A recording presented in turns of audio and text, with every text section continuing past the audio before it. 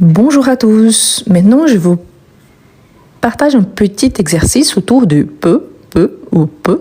Donc peut en tant qu'adverbe, peut et peut du verbe pouvoir conjugué. Pensez toujours que le verbe pouvoir, c'est une exception. Oui, c'est un verbe irrégulier. Et lui, ainsi que le verbe vouloir et valoir, on conjugue avec X selon la personne du singulier. Donc on va voir ce qu'on peut utiliser selon les contextes donnés. D'accord? Tout d'abord, n'oublie surtout pas non plus qu'un adverbe, il vient pour intensifier une quantité, dans ces cas-là, et le verbe, c'est un verbe semi-auxiliaire qui accompagne un verbe principal à l'infinitif. Dis ça, on commence. Tu m'aidais à faire mes devoirs? Tu m'aidais à faire mes devoirs? Donc, tu peux, oui, donc le verbe avec X à la fin, car il s'agit de la deuxième personne du singulier. Ensuite, on a « Il y a très de sel dans ce plat. » Il y a très de sel dans ce plat. Une astuce que vous pouvez utiliser, si vous avez des doutes, s'il s'agit du verbe ou d'une quantité, essayez de remplacer « peut » par « veut » quand il s'agit du verbe et « peut » par « beaucoup » quand il s'agit d'une quantité. Je peux dire il y a très beaucoup, c'est bizarre parce qu'il y a très, mais si je vous dis il y a beaucoup de sel dans ces plats, je peux utiliser il y a très peu de sel dans ces plats. Donc ici, il s'agit d'une quantité. Super. Elle ne peut pas venir aujourd'hui, elle est occupée. Elle ne peut pas venir aujourd'hui, elle est occupée. Donc, si on utilise « elle ne beaucoup pas venir », bizarre. « Elle ne veut pas venir », on pourrait. Donc, on utilise le verbe « pouvoir ». Sauf qu'ici, on utilise avec « x » ou « t ». Donc, il s'agit de la troisième personne du singulier, donc avec « t ». Elle ne peut pas venir aujourd'hui, elle est occupée. Je mangerai juste une salade le midi. Donc, je mangerai juste une salade le midi. Donc, si je dis je mange beaucoup, c'est possible, on parle d'une quantité. Mais je mange veux, il n'y a pas de... Sauf si on dit le veau par rapport à la viande. Mais là, c'est une autre histoire et la prononciation, elle est différente. Veau, n'est-ce pas? Donc, je mange très peu. On parle d'une quantité. Donc, pas de X ni T à la fin. Il pleuvoit ce soir. Prends un parapluie. Il pleuvoit ce soir. Prends un parapluie. Donc ici, on a un verbe à l'infinitif, le verbe pleuvoir. Avant un verbe à l'infinitif, on utilise un verbe semi-auxiliaire. Donc, il peut pleuvoir, la possibilité, il peut pleuvoir ce soir. Prends un parapluie. Donc ici, peut avec T, car la troisième personne du singulier. On se voit demain si tu veux. On se voit demain si tu veux. Donc ici, on a le se voir. On a également un verbe à l'infinitif. On beaucoup se voit, bizarre dans ce contexte. Donc, on veut se voir, oui. Donc, troisième personne du singulier également. Donc, on peut se voir demain si tu veux. Ensuite, on a j'ai si de temps que je dois me dépêcher. J'ai si de temps que je dois me dépêcher. Donc, je pourrais dire beaucoup de temps, oui, mais peu de temps, bizarre. Donc, j'ai si peu de temps que je dois me dépêcher. Parfait. Tu me prêtais ton livre? Tu me prêtais ton livre? Donc, me prêter, on a le verbe à l'infinitif. Prêter. Donc, tu, deuxième personne du singulier, donc le verbe avec X. Parfait. Tu peux me prêter ton livre? L'astuce, on remplace par veut. Tu veux me prêter ton livre? C'est aussi possible. Il dort très, il est souvent fatigué. Donc, il dort très, il est souvent fatigué. Vous avez remarqué donc que toutes les fois que je suis en train d'utiliser peu, la plupart du temps, j'ai un autre adverbe, c'est le adverbe très qui l'accompagne, justement pour intensifier le verbe ou la situation dont je l'utilise. Donc c'est pour ça qu'on peut utiliser il dort beaucoup, ou les deux traits, donc il dort très peu. Il est toujours, il est souvent fatigué. Souvent et toujours sont aussi des adverbes. On te rejoindre après le travail. On te rejoindre après le travail. Donc te rejoindre, rejoindre c'est un verbe aussi, à l'infinitif, donc on, troisième personne du singulier, on peut, verbe, donc on peut te rejoindre après le travail. On pourrait remplacer par on veut te rejoindre après le travail. Ce film est un long, mais intéressant. Ce film est un long, mais intéressant. Maintenant, si on dit long, long, c'est un adverbe ici. On pourrait l'utiliser en tant qu'adjectif, bien évidemment, pour caractériser le film. Donc, ce film est beaucoup long, dans le sens de durée. Donc, ce film est un peu long, mais intéressant. Tu essayais ces nouveaux jeux vidéo si ça te tente. Donc, tu essayais ces nouveaux jeux vidéo si ça te tente. Ici, on a déjà le verbe à l'infinitif. Donc, tu, deuxième personne du singulier, tu peux essayer ces nouveaux jeux vidéo si ça te tente. Il faire très chaud cet après-midi. Donc, il faire très chaud cet après-midi. Donc, il peut faire très chaud cet après-midi. C'est le même cas d'ici, il peut pleuvoir. On parle des possibilités. Donc, c'est pour ça qu'on utilise le verbe pouvoir et surtout parce qu'on voit qu'il y a un pronom et ensuite un verbe à l'infinitif. Il parle très anglais. Il doit encore s'améliorer. Il parle très anglais. Il doit encore s'améliorer. Donc ici, on parle d'une chose, anglais, en tant que langue. Il y en a très au départ. Donc, il parle très peu anglais. On pourrait remplacer très peu par beaucoup. Donc, il parle beaucoup l'anglais. Donc, il doit encore s'améliorer. Attention au changement qui vient si on utilise un autre adverbe. Nous avons de patience avec les enfants. Nous avons de patience avec les enfants. De patience, on parle d'une chose, n'est-ce pas? Donc, un ressenti. Donc, nous pouvions dire nous avons beaucoup de patience et pas nous avons vos de patience. Donc, nous avons peu de patience avec les enfants. Elle venir avec nous si elle le souhaite. Elle venir avec nous si elle le souhaite. Parfait. Donc, elle, pronom, venir, verbe à l'infinitif. Donc, elle, troisième personne du singulier, avec T. Elle peut venir avec nous si elle le souhaite. Ce médecin a très de disponibilité.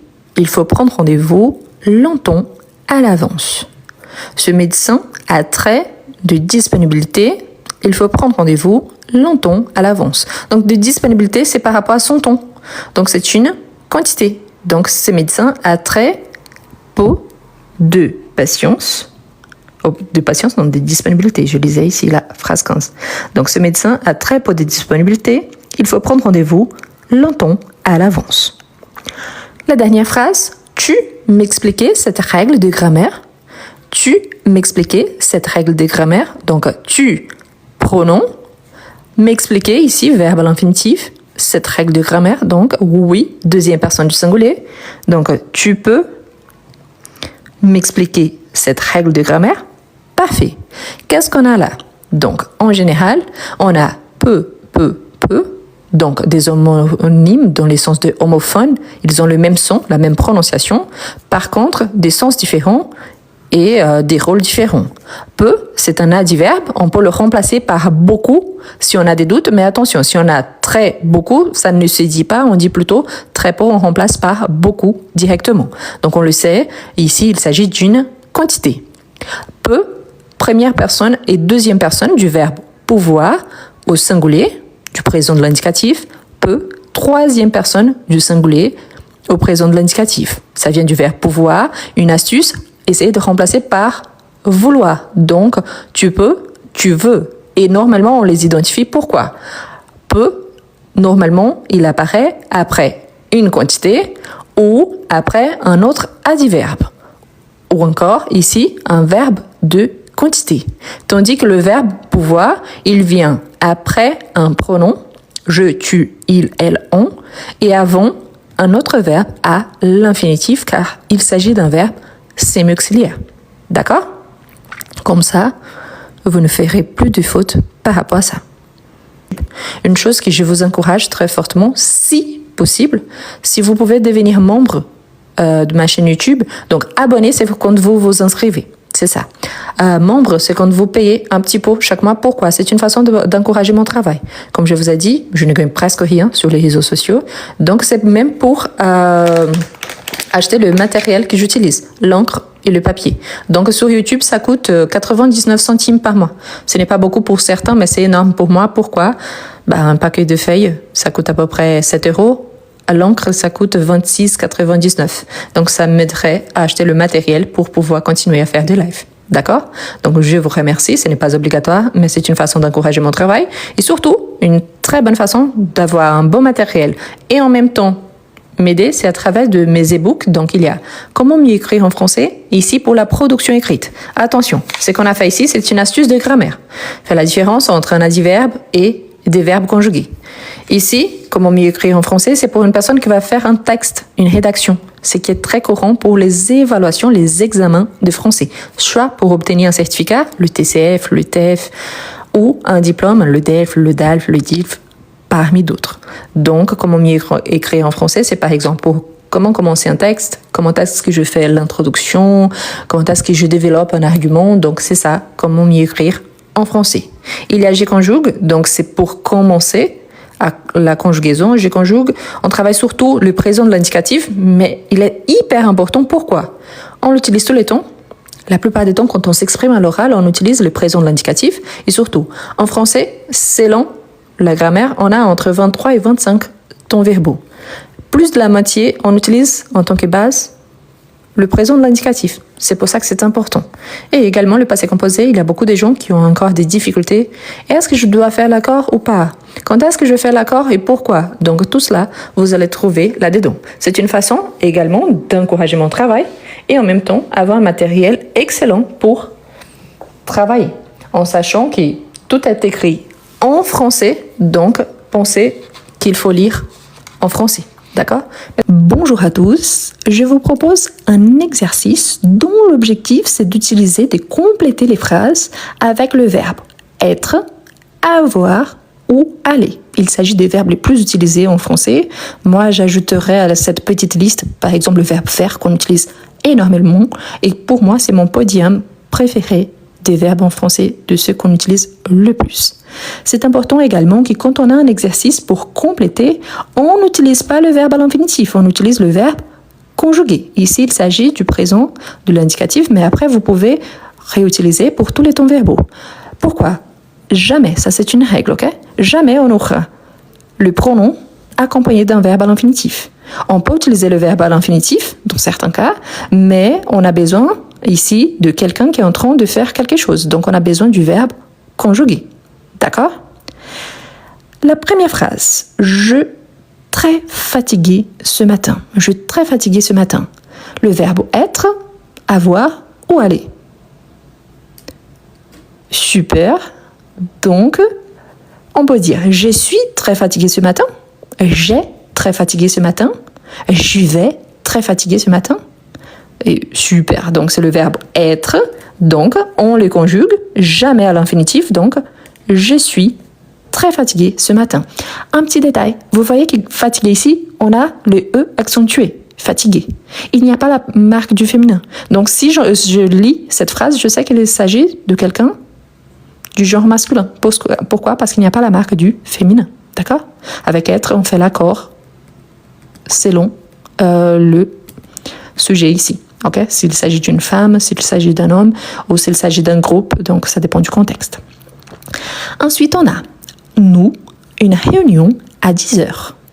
Donc, être, avoir ou aller. Nous sommes une réunion à 10 heures. Nous avons une réunion à 10 heures ou nous allons une réunion à 10 heures. Parfait, donc le verbe avoir, conjugué, nous avons une réunion à 10 heures. Pour utiliser les autres verbes, il fallait changer la phrase en ajoutant les modifications nécessaires. D'accord? Ensuite, on a tu en vacances la semaine prochaine. Donc, tu en vacances la semaine prochaine. Donc, le verbe être, avoir ou aller. Être, avoir ou aller. Parfait, le verbe être conjugué. Donc, tu es en vacances la semaine prochaine. Tu es en vacances la semaine prochaine. Il y a une précision qui est super importante. On peut dire tu vas être en vacances la semaine prochaine. Et là, on a le futur proche, le verbe aller plus le verbe être. Sauf que le présent, il nous permet d'utiliser le présent de l'indicatif si on a la marcation temporelle qui est très proche. Par exemple, tu travailles demain, au lieu de dire tu vas travailler demain, et toutes les deux phrases, elles sont correctes. Donc, je pourrais dire tu vas être en vacances la semaine prochaine, mais là, ce n'est plus le présent, et plutôt le futur proche. Donc, pensez à ça. Et ici, vous voyez qu'on a une précision. Faites l'élision si nécessaire. C'est vrai que quand on s'exprime à l'oral, on dit « T'es en vacances la semaine prochaine ?» Donc, on fait une élision, on supprime les « u ». Mais à l'écrit, on ne fait jamais l'élision avec « tu ». Ok? On peut faire avec « te » qui c'est une autre sorte de pronom, mais jamais avec « tu ». Donc, on le fait seulement à l'oral. Ensuite, on a « il » en retard pour les cours.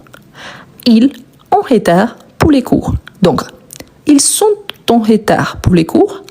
Ils ont en retard pour les cours. Ils vont en retard pour les cours. Oui, parfait. Donc, ils sont en retard pour les cours. Je pourrais dire ils vont en retard pour les cours. Dans un contexte spécifique, oui. Par exemple, je dis, ah oui, mais s'ils ne partent pas maintenant, ils vont en retard pour les cours. Mais la plupart du temps, nous sommes d'accord qu'on utilise plutôt le verbe être, n'est-ce pas? Donc, c'est pour ça qu'ils sont en retard pour les cours. Il fallait vraiment penser à une situation très spécifique pour utiliser le verbe aller dans ces cas-là. Ensuite, on a elle, deux frères et une sœur. Elle, deux frères et une sœur. Être, avoir ou aller. Elle est deux frères et une sœur. Elle a deux frères et une sœur. Elle va, deux frères et une sœur. Parfait, donc le verbe avoir, surtout ne mélangez pas les conjugaisons. Donc, elle a deux frères et une sœur. Ok? A avec S, ça existe, bel et bien, mais c'est le tu. Tu as. Donc, elle a deux frères et une sœur. Ou on existe également, mais quand il s'agit du pluriel. Donc là, on utilise le singulier. Ok? Elles au pluriel, elles ont, mais ici c'est elles au singulier. Ensuite, on a vous libre cet après-midi. Vous libre cet après-midi. Donc, vous êtes libre cet après-midi. Vous avez libre cet après-midi. Vous allez libre cet après-midi. Parfait. Verbe être, donc vous êtes libre cet après-midi, donc parfait. C'est très courant quand on s'exprime à l'oral de dire vous êtes libre cet après-midi. Donc après, c'est une forme réduite de après-midi. On l'utilise très couramment. On au restaurant ce soir. On au restaurant ce soir. Parfait. Donc ici, c'est plutôt le verbe aller. On va au restaurant ce soir. On pourrait dire on est au restaurant ce soir. On pourrait. Mais si on y est, on le sait. Donc c'est pour ça que dans un contexte très spécifique, on pourrait utiliser le verbe être. Mais la plupart du temps, c'est ça. On pose en plus une question. Donc, on va au restaurant ce soir. Donc, plutôt le verbe aller. Ici, va, n'oubliez pas de S parce que S, c'est la marque de tu. Donc, tu vas. D'accord? Ensuite, on a elle déjà partie. Elle déjà partie. Donc, elle déjà partie. Être, aller ou avoir. Nickel. Donc, elles sont déjà parties. Qu'est-ce qu'on a par rapport à cette phrase de différent par rapport à tous les autres? Ici, on a le passé composé. Donc, elles sont déjà parties. Donc, partie, c'est mon verbe principal.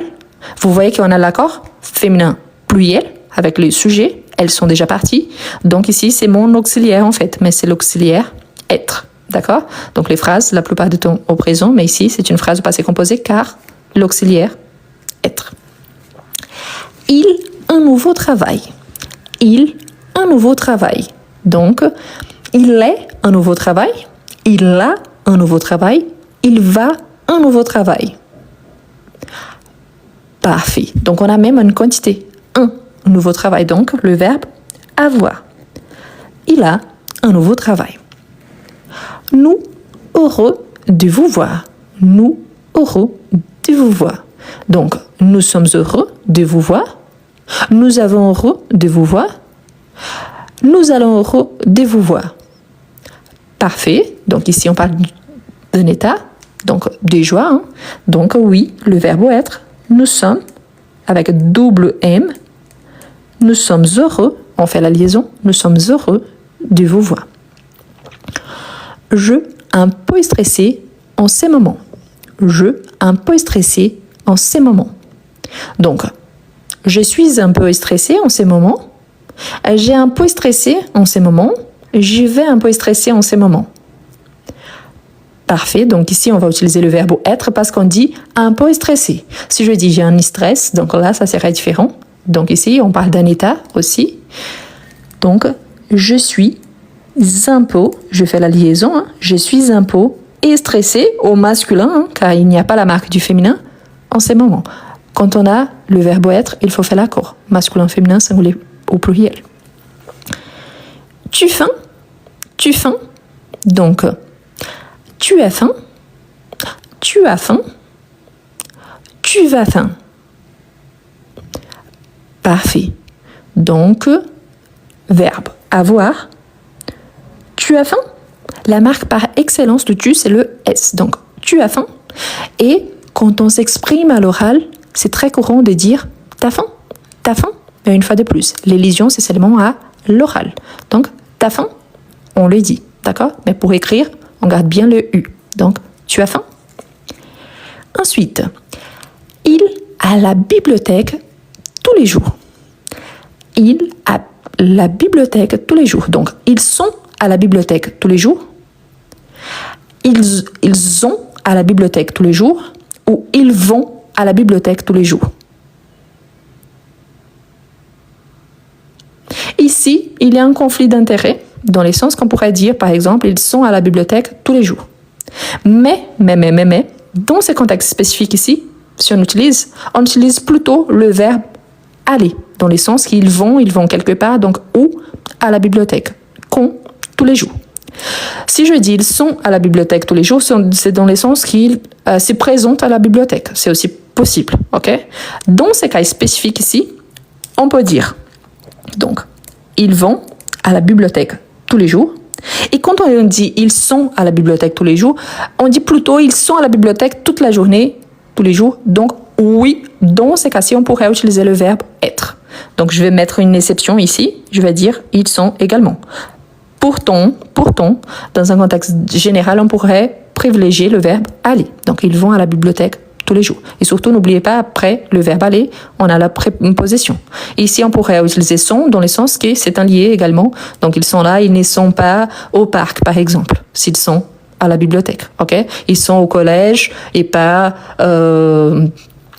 au centre-ville. C'est juste un exemple. Donc, on pourrait utiliser soit l'un, soit l'autre. Ça dépend du contexte. Elle, très gentille avec tout le monde. Elle, très gentille avec tout le monde. Donc, elle est très gentille avec tout le monde. Elle a très gentille avec tout le monde. Elle va très gentille avec tout le monde. Parfait. Donc, elle est très gentille avec tout le monde. Ici, c'est pour parler d'une caractéristique de la personne, la gentillesse. Donc, elle est très gentille avec tout le monde. Ensuite, on a vous des questions. Vous des questions. Donc, vous êtes des questions. Vous avez des questions. Vous allez des questions. Parfait. Donc ici, le verbe avoir.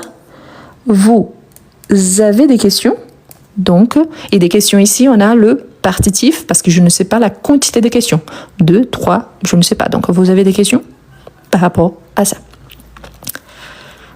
Il en train de préparer le dîner. Il est en train de préparer le dîner. Il est en train de préparer le dîner. Il est en train de préparer le dîner. Il va en train de préparer le dîner. Parfait. Donc ici, une fois de plus, le verbe être. Donc, il est. Une petite particularité ici. La première, quand on écrit en train, c'est toujours séparé, ok? En, espace, train. Il existe les mots en train ensemble, mais pas avec ces sens qu'on est habitué ici dans les sens de une action qui a commencé et qui n'a pas fini. En plus, on a toujours le verbe être conjugué.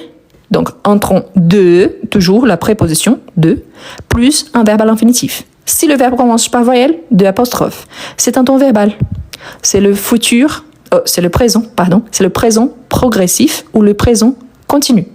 Donc, c'est plus que le présent de l'indicatif, c'est le présent progressif ou continu. Il y a une vidéo complète à ce sujet, je vais laisser dans la description de la vidéo. Donc, après, je vous invite à regarder, c'est super intéressant pour mieux écrire en français et surtout en temps toujours séparé. D'accord? Ensuite, on a nous, un projet important à terminer. Nous, un projet important à terminer. Donc, nous sommes un projet important à terminer.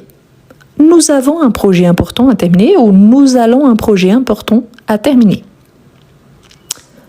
Excellent, donc on a même une quantité, c'est un projet, donc nous avons un projet important à terminer. Et la dernière phrase, donc n'oubliez pas qu'il y a le D ici à la fin, il est tout petit, mais bref, vous voyez bien, donc tu ou ce week-end, tu ou ce week-end. Ici, il y a deux possibilités. Il y en a deux possibilités ici, donc deux. Oui, on peut dire tu vas où ce week-end? N'oublie surtout pas le S. Tu vas où ce week-end? Pourquoi? Parce qu'il y en a l'adverbe de lieu. Où? Pour poser une question. Ok? Un mot interrogatif, un adverbe de interrogatif. Donc, tu vas où ce week-end? Mais, je pourrais poser la question à quelqu'un. Par exemple, tu es où ce week-end? Tu es où ce week-end? Par exemple, tu es chez ta mère, tu es chez tes amis, tu es à Lyon, tu es à Paris. Donc oui, c'est possible également. Donc on peut utiliser soit le verbe aller, ce qui est très intéressant à cause du ou ici, mais également le verbe être. Dans les deux cas, avec S à la fin, car le S c'est la marque par excellence. Il y a des exceptions. Oui, le verbe pouvoir, vouloir, valoir, qu'on a le X, mais sinon tout le reste avec S. Et en plus, n'oubliez pas qu'à l'oral, on dit « T'es où ce week-end ?» T'es où, tout simplement, donc on le dit. Mais à l'écrit, on ne fait pas d'élision, d'accord? L'élision, on fait surtout avec « je ». Donc je, par exemple, « je suis où » ou « j'y vais où ». Donc c'est une possibilité, d'accord? Donc pensez toujours au contexte, ça c'est super important et c'est important si vous voulez vous entraîner. Vous pouvez réécrire les phrases en utilisant un autre ton verbal. Par exemple, j'étais très fatiguée ce matin, donc ici j'étais très fatiguée sur l'imparfait. Je peux dire par exemple, nous avions une réunion à 10h, nous avons eu une réunion à 10h, nous aurons une réunion à 10h, nous allons avoir une réunion à 10h. Vous pouvez utiliser plusieurs tons verbaux différents. Et vous pouvez essayer de reformuler les phrases de façon que vous puissiez les adapter pour utiliser un verbe différent. Par exemple, nous avons une réunion à 10h. Nous allons à une réunion à 10h. Donc, vous pouvez également adapter afin d'utiliser un autre verbe. D'accord? Voilà. Donc, surtout, si vous avez des difficultés avec la conjugaison, je vous recommande mon e-book « Je conjugue ». Pourquoi? Parce que c'est ça l'objectif. On commence tous les verbes ici, je vous ai dit quand il y avait un ton verbal différent, mais vous avez remarqué que pour le futur, le présent progressif ou présent continu, le passé composé, on a besoin du présent. Pour utiliser le futur proche, on a besoin du présent. Pour la formation du passé récent, je viens de manger, je viens de travailler, on a besoin du présent. Donc le présent, c'est le ton verbal qu'on utilise le plus en français. Donc c'est pour ça que c'est important. Il coûte à peu près 4 €. Donc faites la conversion si vous n'êtes pas en Europe.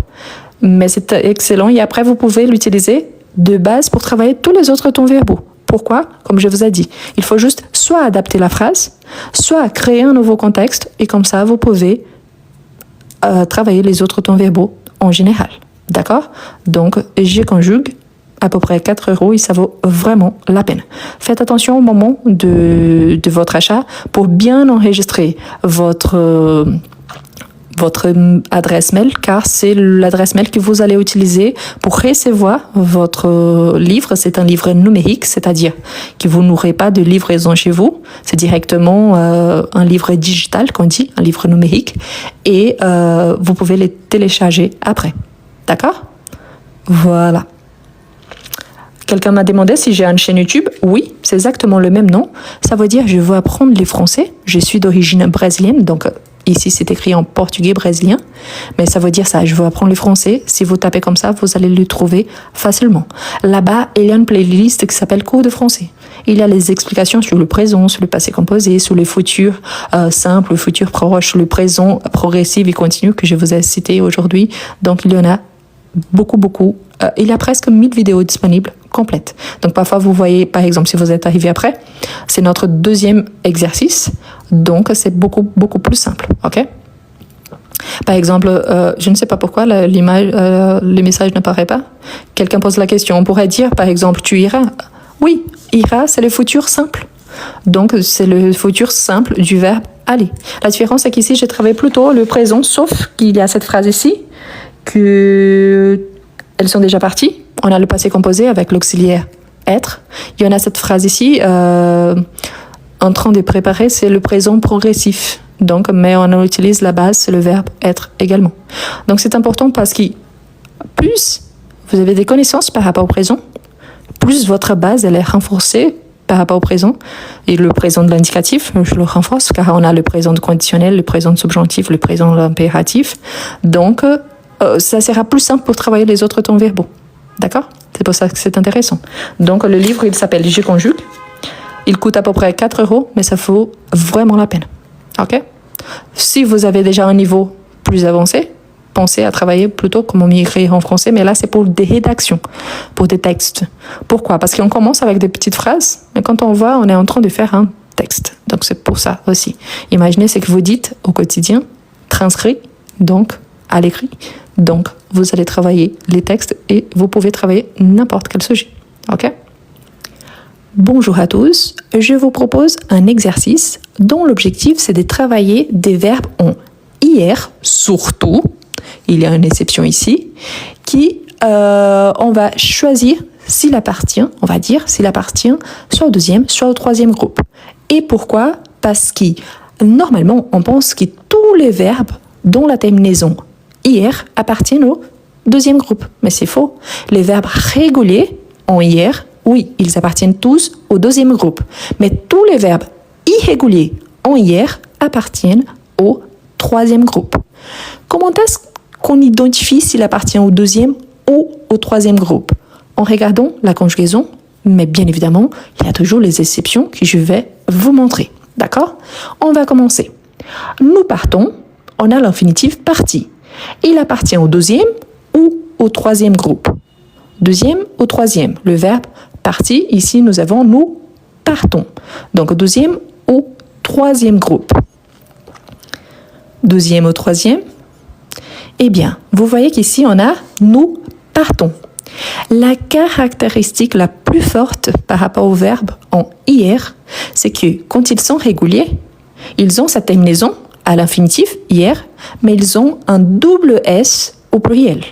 Donc, ici, on n'a pas le double S. Donc, en fait, parti appartient au troisième groupe. D'accord? Il appartient au troisième groupe. Pourquoi? Parce qu'il ne présente pas les double S au pluriel. Donc, on dit je pars, tu pars, il part, nous partons, vous partez, ils partent. Donc, il n'y a pas de double S. Donc, c'est le troisième groupe. Ensuite, on a nous finissons, du verbe finir. Donc, il appartient au deuxième ou troisième groupe. Deuxième ou troisième. Donc, on a le verbe finir. Parfait. Il appartient au deuxième. Pourquoi? Une fois de plus, ici, on voit bien le double S avant la terminaison du nous ONS. Donc, nous finissons. Donc, on a je finis, tu finis, il finit. Nous finissons, vous finissez, ils finissent. Deuxième groupe. Ensuite, on a ils dorment, du verbe dormir. Deuxième ou troisième groupe. Deuxième ou troisième groupe. Super. Donc, dormi, vous voyez qu'il n'y a pas le double S. Donc, on dit je dors, tu dors, il dort, nous dormons, vous dormez, ils dorment. Donc, oui, il appartient au troisième groupe car il s'agit d'un verbe irrégulier. Ensuite, on a j'ouvre, du verbe ouvrir. Donc, il appartient au deuxième ou troisième groupe. Deuxième au troisième. Super. Pourquoi? Il appartient au troisième groupe car il a la terminaison en hier. Mais vous voyez qu'il y a ici la marque des verbes du premier groupe. Voilà. Donc, il a les terminaisons des verbes du premier groupe. Donc, on a j'ouvre, tu ouvres, il ouvre, nous ouvrons, vous ouvrez, ils ouvrent. Donc, il s'agit d'un verbe irrégulier. Troisième groupe. Ensuite, on a ils grandissent. Ils grandissent du verbe grandir. Grandir, il appartient au deuxième ou troisième groupe. Deuxième ou troisième groupe. Parfait. Donc, vous voyez qu'ici, il y a les double S. Donc, oui, c'est un verbe du deuxième groupe. Donc, ils grandissent. Je grandis, tu grandis, il grandit. Nous grandissons, vous grandissez, ils grandissent. Parfait. Deuxième groupe. Ensuite, on a elles offrent, du verbe offrir. Le verbe offrir, il appartient au deuxième ou au troisième groupe. Deuxième ou troisième. Parfait. Pourquoi? Vous voyez qu'ici, il n'y a pas les double S. On a elle au pluriel, mais il n'y a pas les double S. Le verbe offrir, ainsi que le verbe ouvrir et le verbe cueillir, ils appartiennent au troisième groupe car ils ont cette terminaison en hier, mais le radical régulier et les terminaisons du premier groupe, ce qui fait de lui un verbe irrégulier. Et bien évidemment, tous les verbes dérivés de ces verbes-là. Donc, troisième groupe. Ensuite, on a vous choisissez, du verbe choisir. Le verbe choisir, il appartient à quel groupe? Les deuxièmes ou les troisièmes groupes? Deuxième au troisième. Parfait, donc vous voyez bien qu'il a les double S, donc vous choisissez appartient au deuxième groupe. Parfait. Ensuite, on a le verbe naître, on a ils naissent. Il s'agit d'un verbe qui appartient au deuxième ou troisième groupe. Voilà, ici il y a un piège. Quel est le piège? C'est ça, on pense qu'il appartient au deuxième parce qu'on voit les double S. Mais vous avez remarqué la terminaison à l'infinitif? À l'infinitif, il a la terminaison RE. Et tous les verbes qui ont cette terminaison-là, RE, ne confondez pas avec ER du premier groupe. Tous les verbes en RE appartiennent au troisième groupe. Donc oui, une fois qu'il y a cette terminaison à l'infinitif, on sait bien qu'il a des caractéristiques du deuxième groupe. C'est pour ça qu'il est irrégulier. Donc, il appartient au troisième groupe. D'accord? C'est pour ça qu'il est irrégulier. Ensuite, on a je viens du verbe venir. Le verbe venir, il appartient au deuxième ou au troisième groupe. Deuxième ou troisième. Je viens du verbe venir. Et oui, je vois des bonnes réponses. Donc oui, il appartient au troisième groupe. Pourquoi? On dit je viens, tu viens, il vient. Nous venons, vous venez, ils viennent. Et en plus, il a le radical déjà complètement irrégulier par rapport à son radical à l'infinitif. Donc oui, c'est bel et bien un verbe irrégulier du troisième groupe. Ensuite, on a vous réfléchissez du verbe réfléchir. Il appartient au deuxième ou au troisième groupe. Deuxième ou troisième. Eh bien, vous voyez qu'il y a les double S. Parfait. C'est un verbe en IR. Il y a les double S, donc il appartient au deuxième groupe. Parfait. On a je réfléchis, tu réfléchis, il réfléchit, nous réfléchissons, vous réfléchissez, ils réfléchissent. Donc on retrouve les doubles S au pluriel partout. Ensuite, on a il meurt du verbe mourir. Le verbe mourir, il appartient au deuxième ou au troisième groupe. Deuxième ou troisième. Parfait, c'est un verbe en IR. Oui, mais vous voyez là la terminaison au pluriel, il n'y a pas de double S. Et en plus, c'est un verbe bien irrégulier. On dit je meurs, tu meurs, il meurt, nous mourrons, vous mourrez, il meurt. Donc, il est complètement irrégulier par rapport à son radical. Au singulier, il y a la troisième personne du pluriel. Et en plus, il ne présente pas les double S. Donc, il appartient au troisième groupe. Ensuite, on a le verbe courir. Elle court. Le verbe courir appartient au deuxième ou au troisième groupe. Le verbe courir. Deuxième ou troisième. Parfait. Le verbe courir, quand on le conjugue, on a je cours, tu cours, il court, nous courons, vous courez, il court. Donc, pas des double S. Troisième groupe. Donc, irrégulier. Ensuite, on a le verbe connaître et nous avons nous connaissons. Nous connaissons. Deuxième ou troisième groupe. Voilà. Qu'est-ce que vous avez remarqué par rapport à ces verbes? Oui, il s'agit d'un piège, parfait. Pourquoi? C'est un piège car, oui, il y a les double S ici, de la même façon qu'on a trouvé le double S ici. Mais vous voyez la terminaison. En fait, le verbe connaître, c'est ce qu'on appelle le verbe dérivé du verbe naître. Car on a un préfixe qui est ajouté au verbe principal et on a un nouveau verbe, connaître. Vous voyez la terminaison? R, E, il n'y a pas IR. Donc, automatiquement, il appartient au troisième groupe. Donc, il est un verbe irrégulier. D'accord? Donc, ici, on a des caractéristiques de deuxième groupe, je suis d'accord, mais il appartient au troisième groupe car sa terminaison à l'infinitif n'appartient pas au deuxième groupe. Et en plus, il a ces caractéristiques-là justement car il est irrégulier. Ensuite, on a tu tiens du verbe tenir. Donc le verbe tenir, il appartient au deuxième ou au troisième groupe. Deuxième ou troisième groupe. Tu tiens du verbe tenir. Et oui, le verbe tenir, quand on le conjugue, on a je tiens, tu tiens, il tient, nous tenons, vous tenez, ils tiennent. Donc non, il n'y a pas de double S. Et en plus, le radical, vous voyez ici, on a une inversion IEN au lieu de ENI. Donc, il s'agit d'un verbe irrégulier.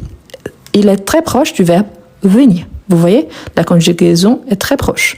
Donc, il appartient au troisième groupe. Ensuite, on a le verbe sortir. Il sort. Donc, le verbe sortir, il appartient au deuxième ou au troisième groupe.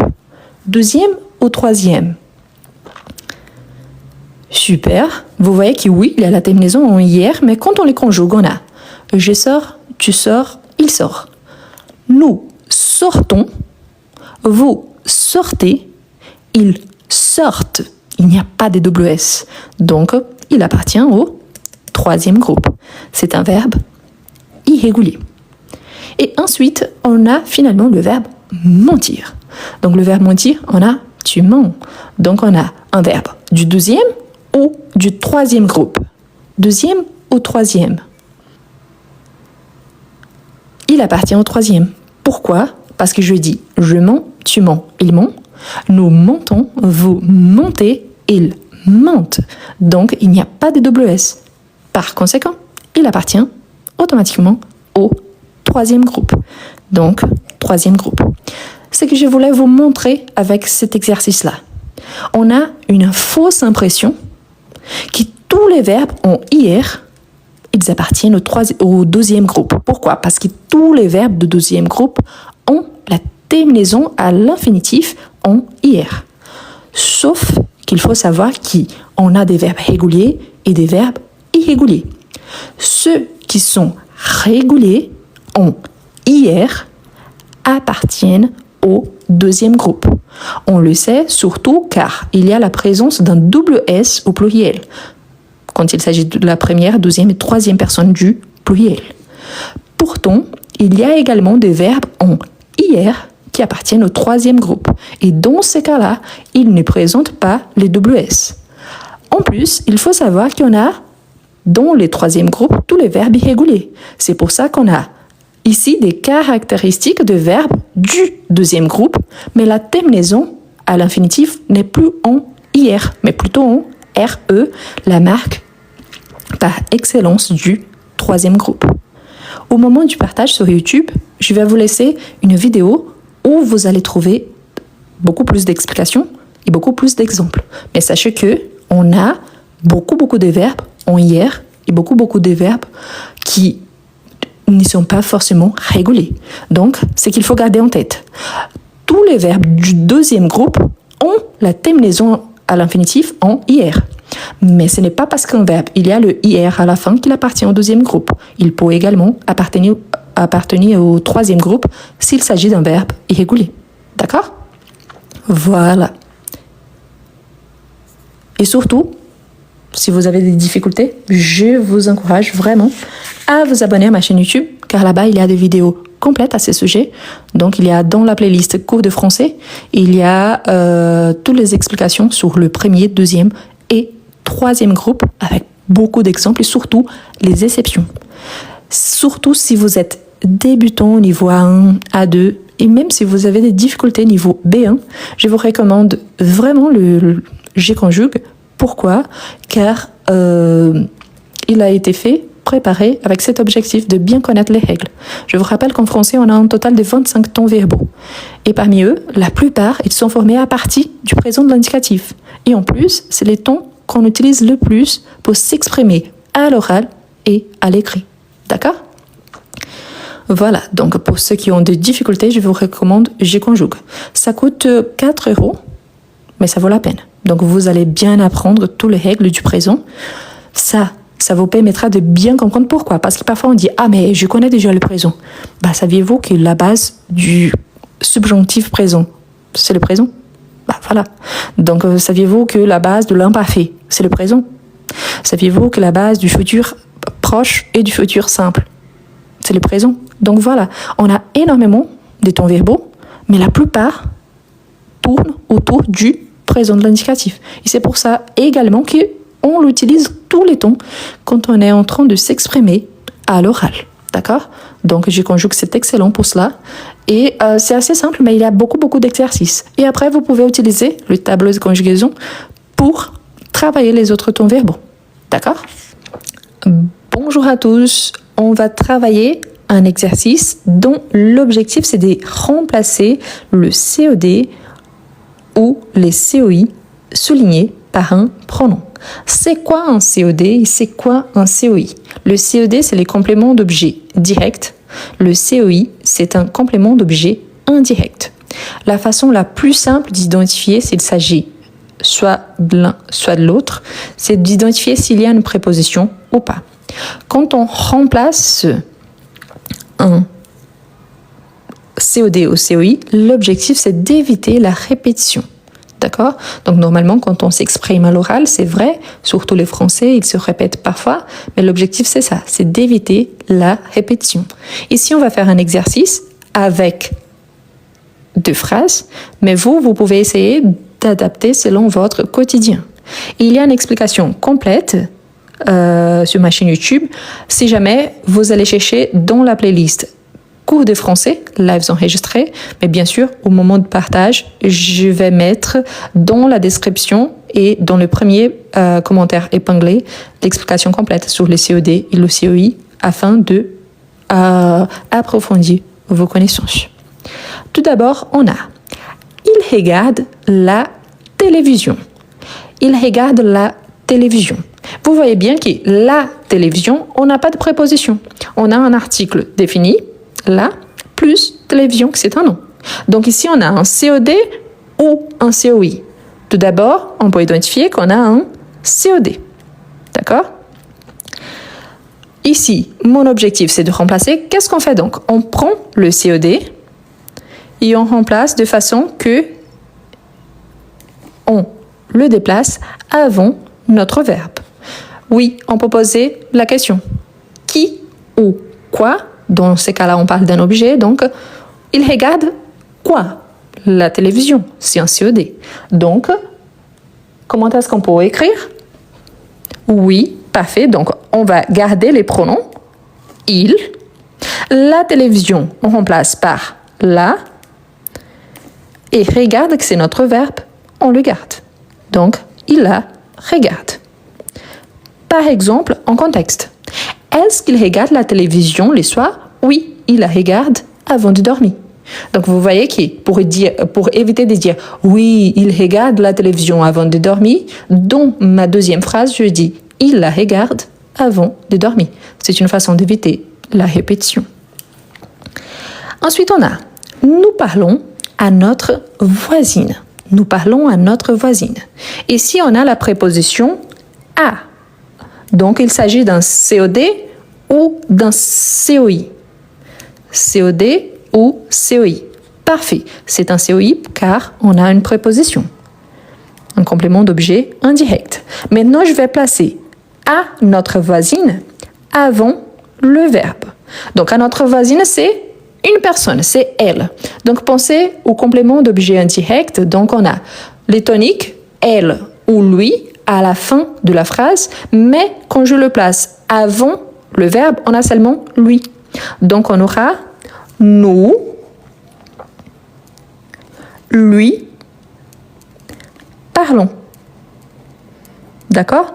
Parce que lui, à la fin de la phrase, c'est les toniques. Donc, on a le masculin et le féminin. Lui ou elle. Nous parlons à elle, notre voisine. Mais quand on remplace, nous, lui, parlons. D'accord? Parlerons, quelqu'un a dit ici, c'est le futur simple. Parlons, présent. Nous, lui, parlons. Ensuite, on a « Tu invites tes amis ce soir ?» Tu invites tes amis ce soir. Donc, les soulignés, c'est « tes amis ». Est-ce qu'il y a une préposition? Non. On a « tes amis ». Donc, tu invites qui? On peut poser la question. Du coup, tes amis, c'est un COD. Et normalement, quand on remplace le COD, on a « me » pour la première personne, te pour la deuxième personne, le, la et l'apostrophe pour la troisième personne du singulier. Ensuite, on a nous, vous, les au pluriel. Ici, c'est tes amis. Donc, c'est par rapport à ils. OK? Eux, mes amis. Donc, tes amis. Donc, ici, tu, il s'agit du pluriel, tu les invites ce soir. Le reste de la phrase ne change pas, ok? Tu les invites ce soir? Parfait. Donc, pourquoi? Je garde le pronom, je garde le verbe, je garde les compléments ici à la fin. C'est une marcation des tons. Mais tes amis devient les pour remplacer. Pensez que tes amis vient après le verbe, n'est-ce pas? Je pourrais utiliser un pronom tonique. Eux. Eux, c'est l'équivalent à il, pronom personnel. Donc, pour éviter, comme il vient avant le verbe, tu les invites. Ensuite, on a elle téléphone à son frère tous les jours. Elle téléphone à son frère tous les jours. Ici, elle téléphone à qui? Donc, on a une préposition. Parfait. S'il y a la préposition, donc, COI. On va placer à son frère, on va remplacer et le placer avant le verbe conjugué. Parfait. Donc, parfait. Elle, je le garde. Lui, parce que c'est à son frère, elle lui téléphone. Elle lui téléphone tous les jours. La meilleure façon de s'entraîner, utilisez la première phrase comme si c'était une question et la deuxième comme si c'était une réponse. Elle téléphone à son frère tous les jours? Oui, elle lui téléphone tous les jours. Pourquoi? Parce que ça, c'est qu'on souhaite remplacer, on voit bien l'utilisation dans la deuxième phrase. D'accord? Ensuite, on a « J'attends le bus depuis 10 minutes. » J'attends le bus depuis 10 minutes. J'attends quoi? Donc, le bus. Ici, c'est intéressant. Pourquoi? Le bus, il n'y a pas de préposition, n'est-ce pas? C'est quoi directement? Donc, on a un COD, un complément d'objet direct. Direct, pas de préposition. Indirect, avec une préposition. On peut poser la question qui ou quoi quand il s'agit d'un complément d'objet direct, à qui ou à quoi quand il s'agit d'un complément d'objet indirect. Donc, j'attends quoi? Le bus. Sauf que vous avez remarqué qu'ici, on a un verbe qui commence par voyelle. Du coup, ce qu'on a appris avec l'exercice en utilisant les articles définis, c'est que quand on a un verbe qui commence par voyelle ou un nom commence par voyelle, on utilise l'apostrophe. C'est différent, oui. Ici, c'est un complément d'objet direct qu'on remplace et pas vraiment l'article défini. Mais ils s'écrivent de la même façon. Donc, on dit « je », il revient avec le « e », donc je n'ai plus l'élision. Ici, je vais faire élision avec le « l ». C'est quoi une élision? C'est le « e » qui est supprimé et on ajoute apostrophe. Donc, je l'attends. Je l'attends. N'oublie pas le DS à la fin, même si on ne les prononce pas. Je l'attends depuis 10 minutes. Parfait. Donc, imaginons un petit dialogue à l'arrêt des bus. Bonjour monsieur, bonjour madame, vous allez bien? Oui, vous attendez le bus depuis longtemps? Oui, je l'attends depuis 10 minutes. Donc, vous avez remarqué que ma réponse ici, c'est pour éviter la répétition de le bus. C'est ça. Donc, on peut utiliser dans des contextes du quotidien. Ensuite, on a « Ils répondent à la question facilement ». Donc, ils répondent à quoi? On a une préposition, n'est-ce pas? Ils répondent à quoi? Donc, à la question. Si on a une préposition, on a un complément d'objet indirect. Donc, ils répondent à la question facilement. Ici, il y a un petit piège. Pourquoi? Parce qu'on pense directement à « ils la répondent ». On pense comme ça. Ça serait s'il s'agissait d'un complément d'objet direct. Ce n'est pas le cas. Donc, comment est-ce qu'on va remplacer ici? On va remplacer en utilisant les pronoms « i ». Les pronoms « i », c'est l'y. Donc, on dit « ils y répondent facilement ». Et peut-être, la question que vous vous posez, c'est « oui, mais on n'utilise pas les pronoms « i » pour remplacer un lieu ?» Oui, pour remplacer un lieu ou quand on a certaines prépositions. Préposition de lieu ou quand on a la préposition « à », par exemple. C'est le cas ici. On ne peut pas remplacer par « la » ou « lui ». Lui, on ne peut pas utiliser parce qu'il ne s'agit pas d'une personne. Là, on ne peut pas utiliser car il ne s'agit pas d'un complément d'objet direct. Donc, c'est pour ça. D'accord? Donc, ils y répondent facilement. Ensuite, on a « Tu entends le bébé pleurer ?» Tu entends le bébé pleurer? Donc, tu entends le bébé pleurer? Ici, tu entends quoi? Ou tu entends qui? Le bébé. Donc, le bébé pleurer, il n'y a pas de préposition, on a un COD. Ici, c'est le bébé. On peut remplacer par le oui. Pourquoi? Parce que il s'agit d'un complément d'objet direct. Mais attention, car notre verbe commence par voyelle. Il s'agit du verbe entendre conjugué. Donc, tu l'entends. Tu l'entends pleurer. Tu l'entends pleurer. Donc ici, tout le reste, je ne change pas, mais l'apostrophe car je remplace le bébé et automatiquement, j'utilise le l'apostrophe. Je ne peux pas utiliser lui. Non, lui, c'est le complément d'objet indirect quand il y a la préposition. Ce n'est pas le cas. Si je disais par exemple, tu parles au bébé, donc tu parles au bébé, donc tu lui parles, donc là oui, ce n'est pas le cas ici. Ensuite, on a elle écrit à son professeur pour demander de l'aide. Elle écrit à son professeur pour demander de l'aide. COD ou COI? COD ou COI? Parfait, donc elle écrit à qui? Donc, on a une belle préposition ici, la préposition à. Donc, COI. Je vais remplacer à son professeur. Donc, on peut remplacer par parfait. Donc, elle,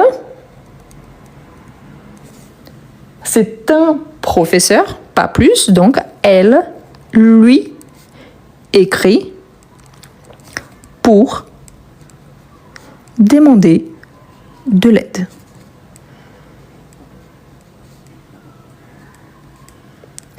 Parfait.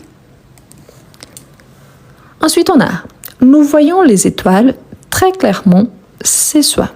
Nous voyons les étoiles très clairement ce soir. Donc ici, on va remplacer les étoiles. Les étoiles, donc nous voyons quoi? Nous voyons les étoiles. Parfait, on a un COD. Il n'y a pas de préposition. Donc, les étoiles, pluriel. On voit déjà le les ici. C'est plus facile quand il s'agit de COD, n'est-ce pas? On n'a pas besoin de réfléchir trop.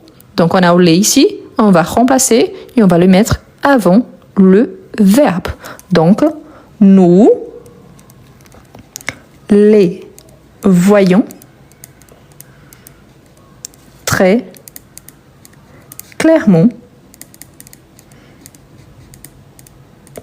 ce soir. Ici, c'est le reste de la phrase. Ensuite, on a « Il pense souvent à ses vacances ». Il pense souvent à ses vacances. Il pense souvent à quoi? À ses vacances, n'est-ce pas? Sauf que, attention, à ses vacances, on a une préposition. Donc, COI. Attention pour ne pas mélanger les choses. On a la préposition et on a ses vacances. Il s'agit des gens ou il s'agit d'une chose? Il s'agit d'une chose, n'est-ce pas? Donc, je ne peux pas remplacer ni par lui, ni par leur. Si je ne peux pas utiliser ni lui, ni leur, c'est le même cas de la phrase 6. À la question, ce n'est pas une personne, c'est une chose. Donc, je dis, il y pense souvent. Donc ici, à nouveau, on utilise les pronoms i. D'accord? Donc, il y pense souvent. Attention, parce que parfois, on a des difficultés de séparer les deux. OK? Ensuite, on a « Nous avons acheté des pommes au marché ». Nous avons acheté des pommes au marché. Donc, nous avons acheté quoi? Des pommes. Donc, on a un COD. Sauf qu'ici, quand on parle des pommes, donc on a acheté une chose qu'on peut mesurer. On ne sait pas la quantité exacte.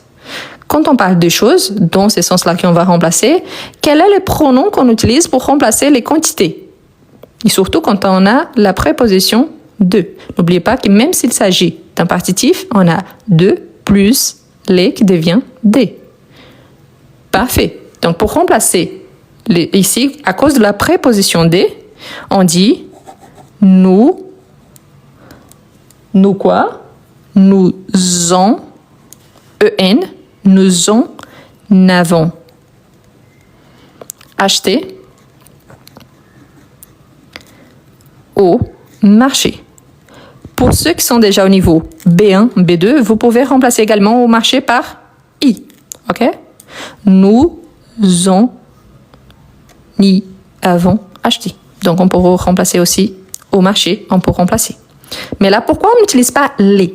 Parce qu'on parle d'une chose qu'on peut mesurer. Il y a la préposition de au départ. Donc, quand on parle des quantités, on utilise les pronoms on. D'accord?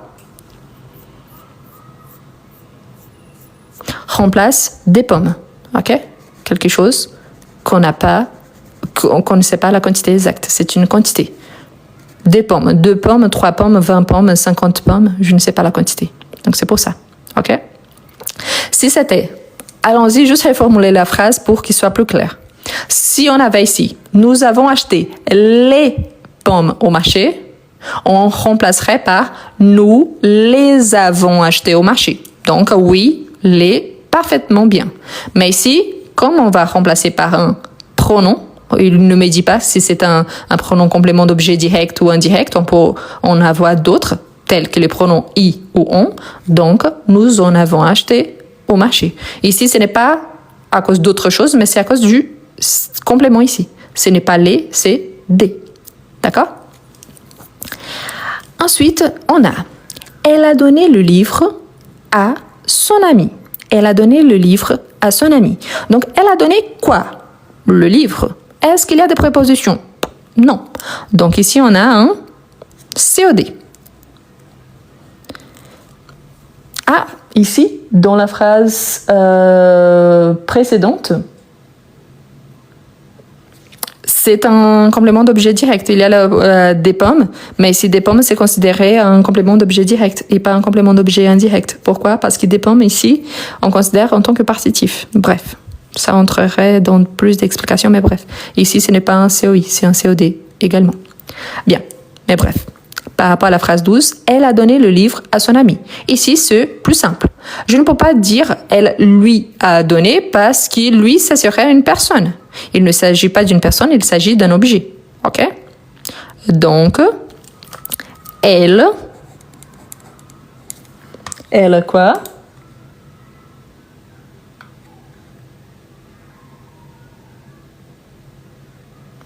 Attention. Je vais faire deux modèles ici pour qu'ils ne soient pas mélangés.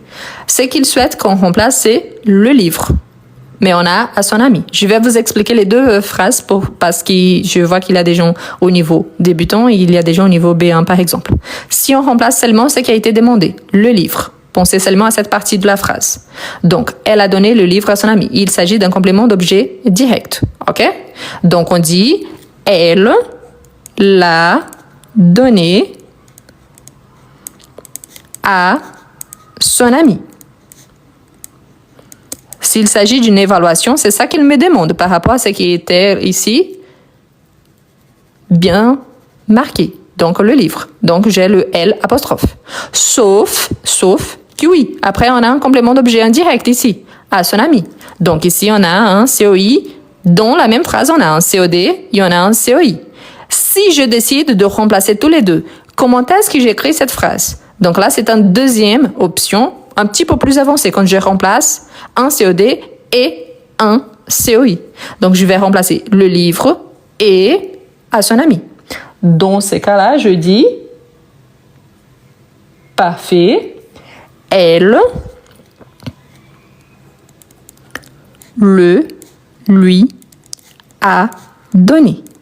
Donc, notre phrase de base, c'est celle-ci.